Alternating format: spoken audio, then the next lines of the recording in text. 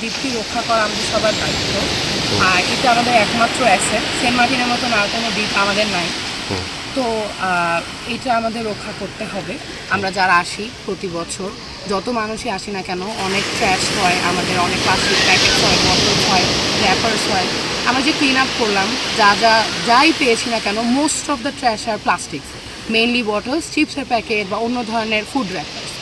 তো পরিবেশ রক্ষার ক্ষেত্রে আমাদের সবারই উচিত একটা দায়িত্বশীল হওয়া, এবং এই যে আমরা যেই ময়লা আবর্জনা করছি, আমরা যদি এটা আমাদের সাথে করে নিয়ে যেতে পারি এখান থেকে, তাহলে আমার মনে হয় আমাদের দ্বীপটা রক্ষা পাবো। মার্টিনে কিন্তু আমরা অনেক প্লাস্টিক নিয়ে আসি। আমরা কমনলি দেখতে গেলে প্লাস্টিক আমরা সবসময় এটা দেখে থাকি হলো প্লাস্টিকের বোতল, পলিথিন, ব্যাগ, এগুলি দেখে থাকি। কিন্তু এটার বাইরে আরও অনেক প্লাস্টিক আছে যারা সেন্ট মার্টিনে আসে, এটা আমরা অনেক কিছু দেখি না। ধরতে গেলে চিপসের প্যাকেট, কোল্ড ড্রিঙ্কসের প্লাস্টিকের বোতল, অনেক ধরনের আছে। আসলে আমরা যারা পর্যটকরা আসি, আমরা অনেক কিছু নিয়ে আসি, হয়তো বা আমরা এখানে এসে এই প্লাস্টিকগুলি ইউজ করি। সো আমার সাজেশন হলো, যারা এখানে সেন্ট মার্টিনে যারা বেড়াতে আসেন, ঘুরতে আসেন, বেশিরভাগরা হলো আমরা টাকা দিয়ে ওই প্লাস্টিকগুলি কিনি। কারণ সেন্ট মার্টিনের মধ্যে মানুষ এরকম মানুষ না যে এই এত টাকা দিয়ে এরকম একটা কোল্ড ড্রিঙ্কস খাওয়ার, পানির বোতল কিনা নিয়ে খাওয়া, এদের এরকম টাকা নাই যে ওরা দোকানে গিয়ে এরকম খাবে। আমরা কারা খাই? যারা পর্যটকরা এখানে এসে ওই সমস্ত প্লাস্টিকগুলো আমরা খাই, প্লাস্টিকগুলো আমরা ইউজ করি আর কি। জীবনের সব আয়োজন এখানে একসাথে।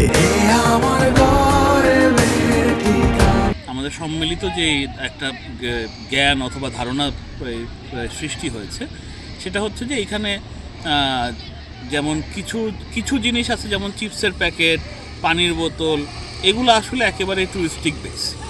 আর কিছু জিনিস আছে, যেমন ধরেন বিভিন্ন মশলার প্যাকেট, তারপরে তেলের জেরিকেন, তেলের ছোট বোতল, বড় বোতল, যেহেতু দ্বীপের ম্যাক্সিমাম মানুষই নিম্ন আয়ের, নিম্ন মধ্যবিত্ত আয়ের মানুষ, তাদের এখানে কনজামশন ইউনিটগুলোও খুব ছোট। যেমন আপনি প্রচুর মশলার প্যাকেট পাবেন যেগুলা 100 গ্রাম 150 গ্রামের নিচে, 250 গ্রামের নিচে। 1 কেজি 1.5 কেজির মশলার প্যাকেট আসলে এখানে ট্যুরিস্ট সিজন ছাড়া আসলে দেখা যায় না।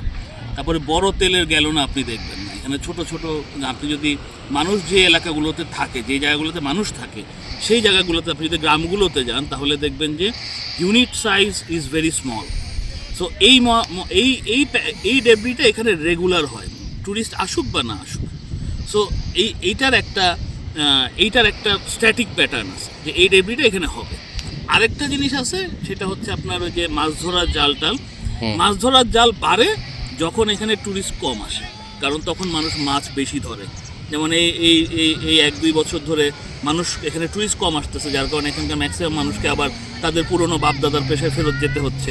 যার কারণে আমরা ডিসকার্ডেড ফিশিং নেট অনেক বেশি এবছর টেন্টেটিভলি আগের বছরগুলোর তুলনায় বেশি পাইছি। চেয়েছিলেন জয়েন করবেন, তারা জয়েন করেছিলেন। তো সকাল 9টার সময় বিচে এসেছিলাম এবং এখন পর্যন্ত, এখন প্রায় 12:30 বাজে, আমরা কাজ করলাম। একদল শর্টিং করছে। আর শর্টিংগুলো করা হয় তার কারণ যে আমরা যে ধরনের ডেব্রি পাই, সেখানে কোন প্রকারের ডেব্রি থাকে সেটার একটা তালি করা হয়, যেটা আসলে পরবর্তীকালে এটাকে নিয়ে কাজ করা সম্ভব হয়।